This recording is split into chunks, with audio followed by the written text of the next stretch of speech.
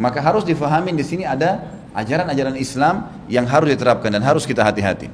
Banyaknya umat Islam sekarang terpuruk. Ini penting sekali garis bawahi karena Allah mengatakan dalam Al-Qur'an, "A'udzubillahi minasyaitonirrajim, ya ayyuhan nas." Hai sekalian manusia semua dari kata Nabi SAW dalam hadis sahih, Allah tidak mengangkat ilmunya, ilmu agamanya Allah ini dengan cara diangkat langsung.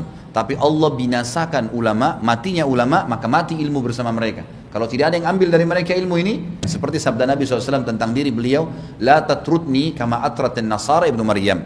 Jangan Nasara memuji Isa putra Maryam, karena mereka terlalu memuji-muji akhirnya sampai mengatakan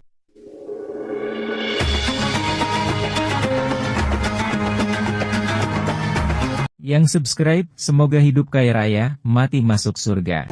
Yuk jadi bagian dari dakwah kami. Dukung operasional dakwah dan sosial kami, raih pahala amal jariah yang terus mengalir sampai hari kiamat. Assalamualaikum warahmatullahi wabarakatuh.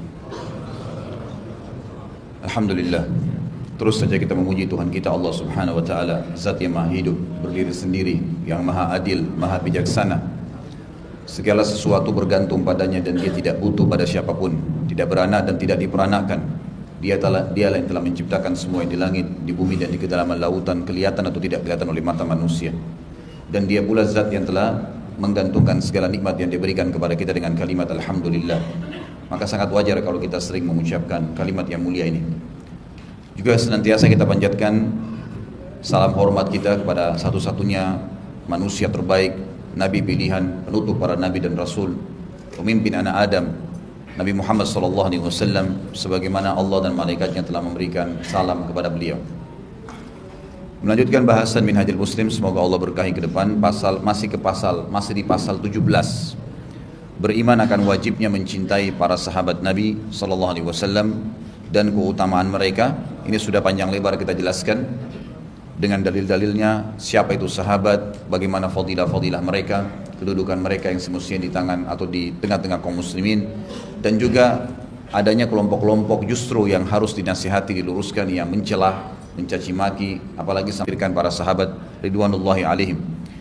Kemudian ada juga menghormati para ulama serta wajibnya patuh dan taat pada para pemimpin kaum muslimin. Dan malam ini kita akan membahas poin yang berhubungan dengan sikap kepada para ulama dan tokoh-tokoh Islam, dari para qurra, pembaca-pembaca Al-Quran, penghafal Al-Quran, dari para ulama hadis yang menguasai ilmu-ilmu hadis Nabi SAW, dan ulama fikih. Ada beberapa hal yang harus kita perhatikan sebagai kaum muslimin terhadap para ulama ini.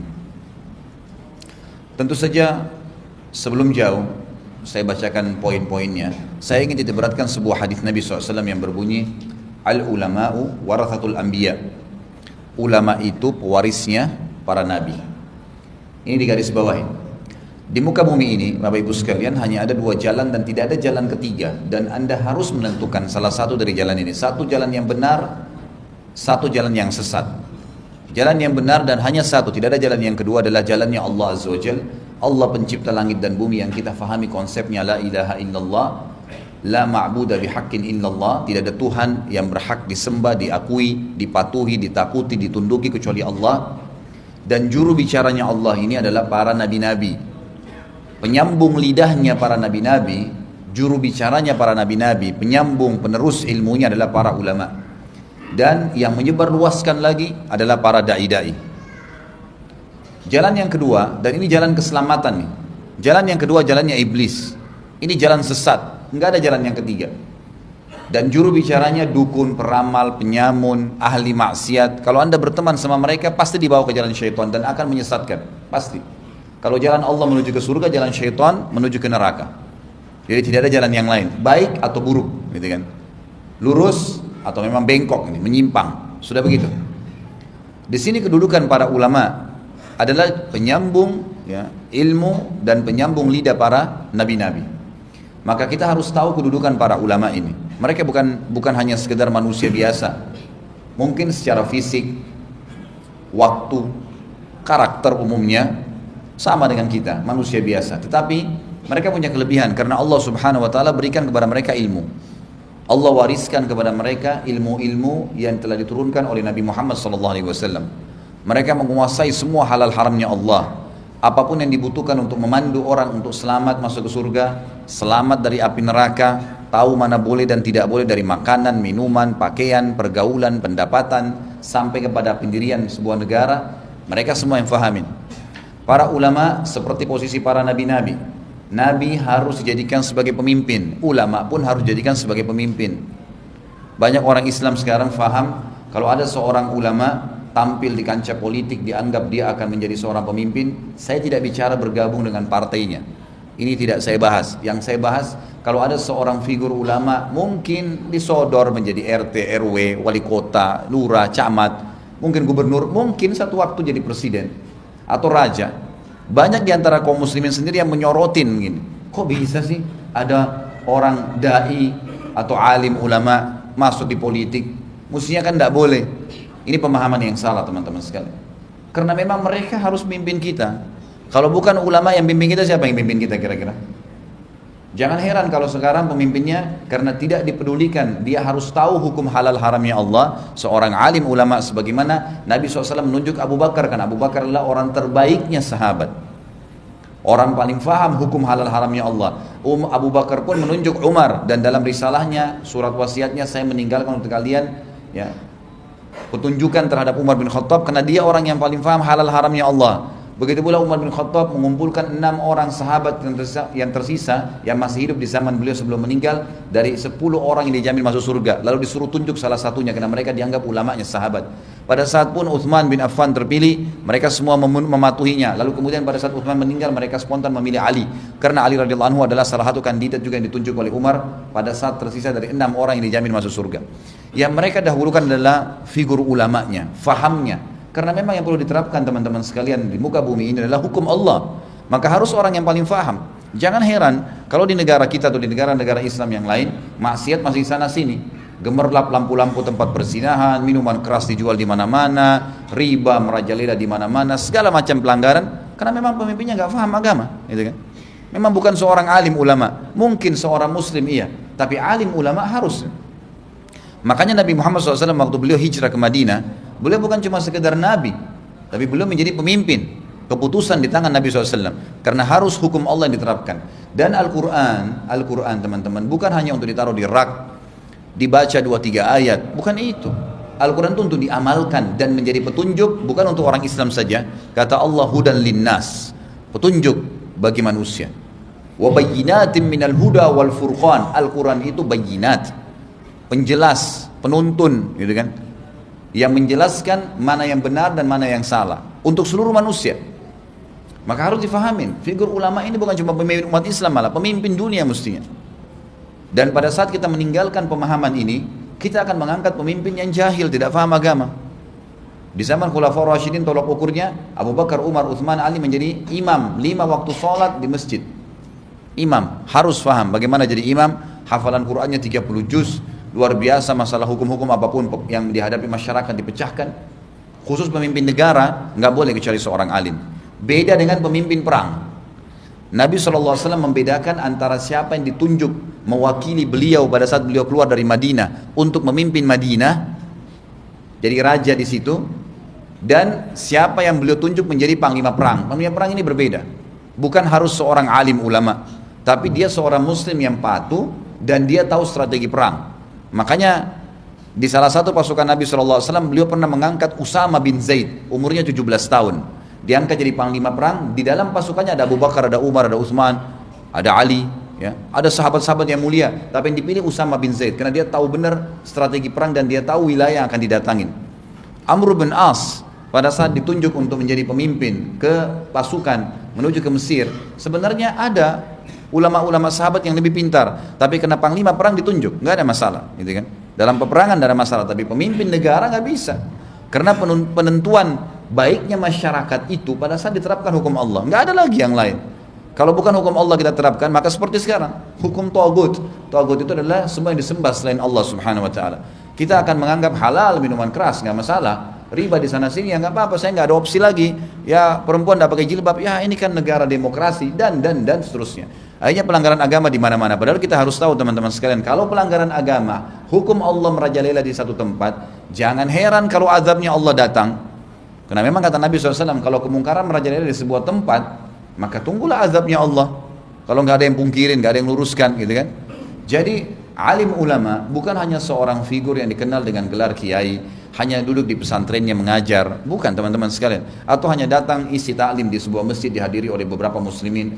Ini salah satu menyampaikan ilmu. Tapi dia harus menjadi rujukan dalam segala hal, termasuk dalam pemerintahan. Ini penting sekali. Karena pemerintahan yang kosong dari figur alim ulama pasti akan kacau, jauh dari agama. Tidak bisa. Seperti yang kita harapkan akan aman, akan tentram, akan seperti zaman Nabi SAW, susah.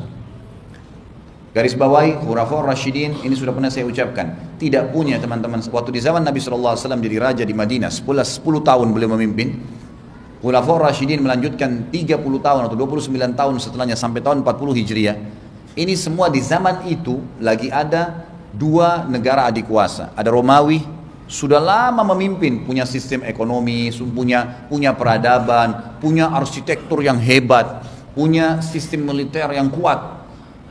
Sisi yang lain juga ada Persia, sama, punya peradaban, bangunannya terkenal, arsitekturnya, kehidupan sosialnya, dan seterusnya, ekonominya ada. Tapi apakah waktu Nabi SAW pertama mendirikan negara Islam di Madinah, mengambil dari mereka? Adakah yang Nabi contohi dari mereka? Sampai teman-teman sekalian para pemikir muslim mengatakan Nabi SAW waktu pertama membentuk pasukan di perang Badr 313 orang, 314 sama beliau adalah sahabat-sahabat yang biasa saja, bukan punya keterampilan perang. Tapi Nabi SAW mulai tidak memanggil satu orang dari Romawi, ahli perang dibayar untuk ngajar, enggak ada. Dari militernya, dari ekonominya, dari politiknya, dari apa saja semua dibangun baru oleh Nabi SAW dan landasannya adalah Al-Quran dan Sunnah. Maka ini yang perlu diketahui, gitu kan? Abu Bakar, Umar, Uthman, Ali juga 4 orang tidak pernah tahu itu ada ijazah ekonomi dari Amerika kah, politik dari Eropa kah? Nggak ada. Mereka nggak punya apa-apa, tapi mereka bisa memimpin dunia. Dari mana? Al-Quran dan Sunnah, gitu kan? Karena mereka ulamanya memahami tentang hukum Allah, hukum pencipta langit dan bumi ini. Ini kalau kita bicara seperti ini, kebanyakan orang menganggap kolot. Dan inilah yang selalu digembar-gemborkan oleh orang non-muslim, seperti kasus terpengaruhnya Kemal Atatürk di Turki yang pada saat ingin menghapus khilafah Islamiyah. Islam ini terpuruk gara-gara kalah Turki dalam Utsmaniyah, kalah dalam perang dunia. Pada saat itu bersekutu dengan Jerman, dikalahkan, lalu kemudian banyak pasukan yang mati. Datanglah orang ini, ya, ditunggangi kesempatan, diberikan ide-ide bahwasanya Islam terpuruk justru karena meninggalkan Eropa. Lalu dia kemudian mengatakan Islam ini harus berubah. Al-Quran sudah saatnya direvisi. Setiap wilayah itu Islamnya berbeda-beda. Arab itu, Jazirah Arab ya orang Arab lah. Sudahlah, gitu kan. Sudah biarin aja mereka berkembang. Kita Turki sendiri. Setiap wilayah masing-masing, di Afrika juga begitu masing-masing. Kan itu. Sampai Kemal Atatürk membuat azan dalam bahasa Turki.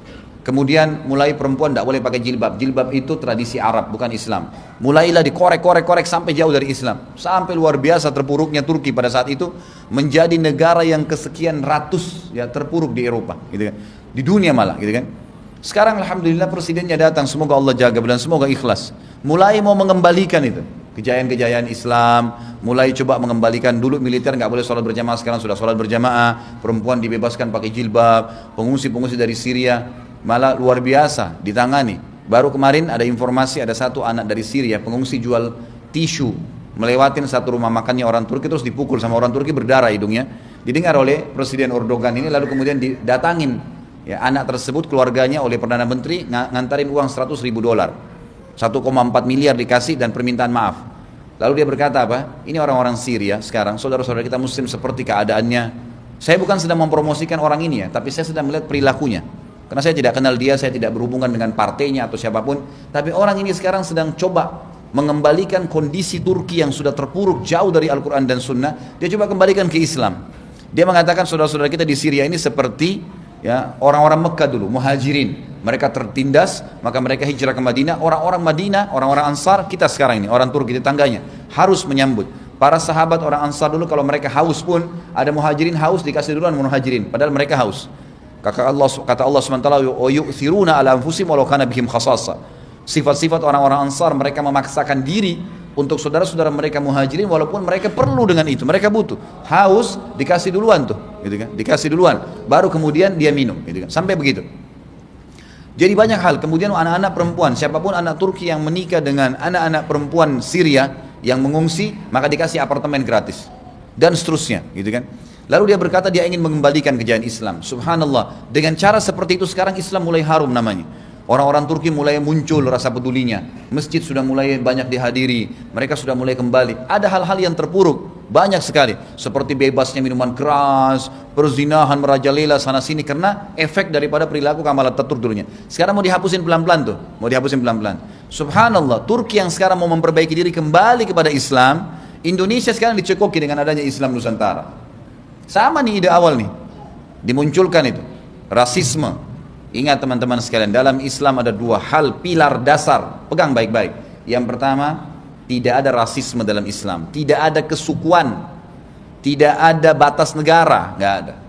Bukti antum kalau masuk sholat, di saf sholat, mau orang Arab, mau orang Melayu, mau orang bule, mau orang hitam dari Afrika, di saf sholat sama. Mau tukang sampah atau presiden sama di sebelah saf. Dan dalam Islam haram hukumnya memindahkan seorang muslim dari tempat dia, nggak boleh. Nabi SAW melarang dengan sangat keras, mengharamkan siapapun muslim memindahkan saudaranya muslim dari tempat duduknya, siapapun dia. Ini jelas, tidak ada rasisme dalam Islam. Jadi Islam melarang itu. Bahkan Nabi SAW mengatakan tentang kesukuan, ya, ini dikatakan atau batas negara, fanatisme dengan bahasa tertentu. Kata Nabi SAW, da'a fa innaha mumtina. Tinggalkan segera rasisme itu karena akan membinasakan kalian.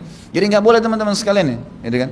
Nggak boleh dalam Islam, tidak ada bedanya. Adanya suku-suku, berbagai macam suku di muka bumi ini, bedanya paras wajah, bedanya bahasa, bedanya postur tubuh, bedanya warna kulit. Ini agar kita mengenal Tuhan kita Allah, kalau Allah itu mampu membuat apapun. Ini penting sekali digarisbawahi, karena Allah mengatakan dalam Al-Quran, A'udzubillahi minasyaitonirrajim, ya ayyuhan nas, hai sekalian manusia, semua dari suku manapun kalian, tinggal dimanapun di belahan bumi ini.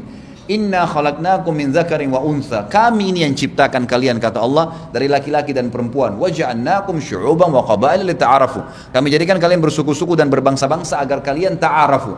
Kata-kata ta'arafu ulama tafsir memiliki dua makna. Yang pertama dikatakan ta'arafu agar kalian saling mengenal satu sama yang lain dengan menikah, dengan berbagi makanan, berbagi pakaian dan seterusnya. Makna yang lain adalah, dan ini makna yang dipilih oleh jumhur ulama tafsir, adalah agar kalian saling mengenal tentang keajaiban pencipta kalian Allah. Dan ini makna yang benar, bahwasanya Allah ciptakan di suku Arab wajahnya begini, ini orang bule begini, orang Melayu begini, orang Afrika begini, dengan beragam macam ya warna, bentuk tubuh, paras wajah, mata, alis dan seterusnya.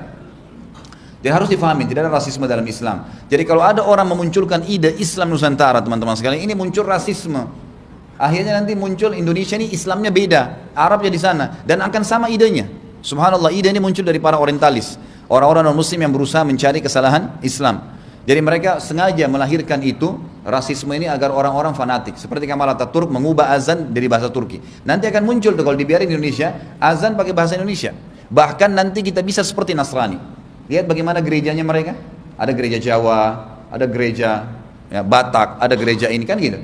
Sekarang di Indonesia, alhamdulillah Islamnya tidak ada kan? Antum mau masuk di Jawa Tengah, ya masjid. Nggak ada masjid Jawa Tengah, khusus orang Jawa Tengah, orang lain Jawa Timur nggak boleh masuk, nggak ada.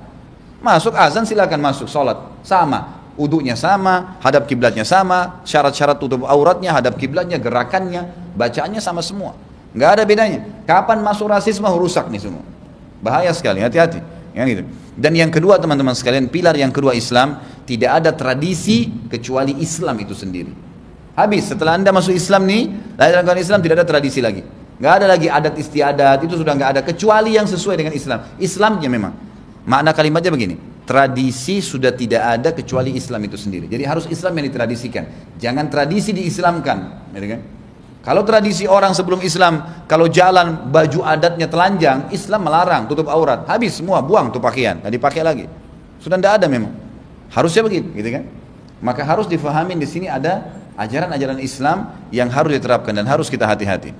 Banyaknya umat Islam sekarang terpuruk, mereka hanya ikut-ikutan, mencontohi negara-negara non-muslim, gampang diobrak-abrikan karena tidak menjadikan ulama sebagai pemimpin. Ulama hanya sekedar figur duduk, ngajar, oh ditahu, oh iya si fulan kiai ini, oh iya ini ustadz ini, segitu saja, sebatas itu. Tapi untuk menjadi seperti yang diharapkan menjadi pemimpin ini sudah tidak sama sekali. Akhirnya hukum Allah pun tidak diterapkan karena mereka yang faham tidak dijadikan sebagai pemimpin.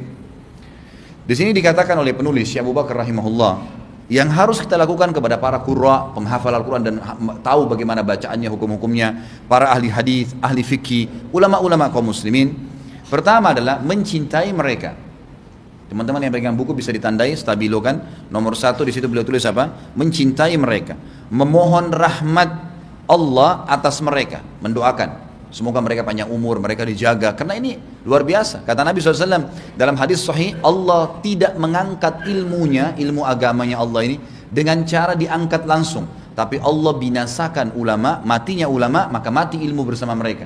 Kalau tidak ada yang ambil dari mereka ilmu ini, dianggap remeh ulama-ulama ini, sudah jadi kacau semuanya, maka akan hilang bersama meninggalnya para ulama ini. Mencintai mereka, memohon rahmat Allah atas mereka dan memohon ampun bagi mereka, serta mengakui keutamaan mereka. Karena memang mereka punya ilmu syar'i, kita harus menghormati. Tapi di sini menghormati sebab ada batasnya, tentu tidak boleh berlebihan. Jadi kan tidak boleh berlebihan. Seperti sabda Nabi SAW tentang diri beliau, la tatrutni kama atratin Nasara ibnu Maryam. Jangan kalian memuji-muji saya melampaui batas seperti Nasara memuji Isa putra Maryam. Karena mereka terlalu memuji-muji hanya sampai mengatakan Isa anak Tuhan. Walakin kulu Abdullahi wa Rasuluh. Tapi katakanlah saya Muhammad Abdullah, hamba Allah, wa Rasuluh, dan utusannya. Jadi ini juga kata ulama ditarik kepada orang-orang yang akan melanjutkan ilmunya Nabi Muhammad SAW. Para ulama pun begitu.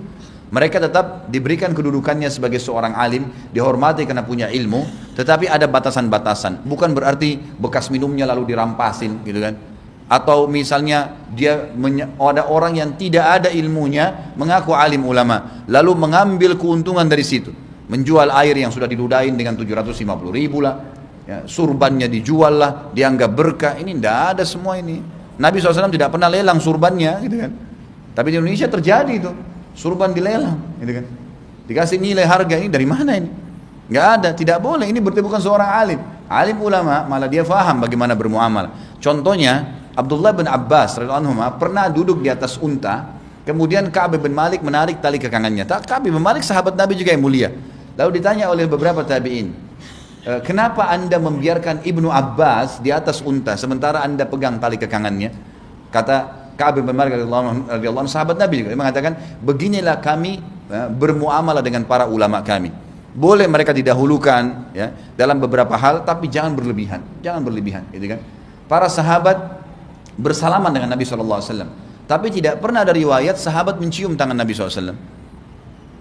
Para sahabat ya memeluk Nabi SAW, tapi tidak pernah ada hal-hal yang melampaui batas. Ada batas-batasan yang dibolehkan, ada yang tidak dibolehkan. Jangan sampai berlebihan. Jadi kita di sini juga tidak boleh ifrat, tidak boleh tafrid, tidak boleh berlebihan, tidak boleh juga terlalu kurang.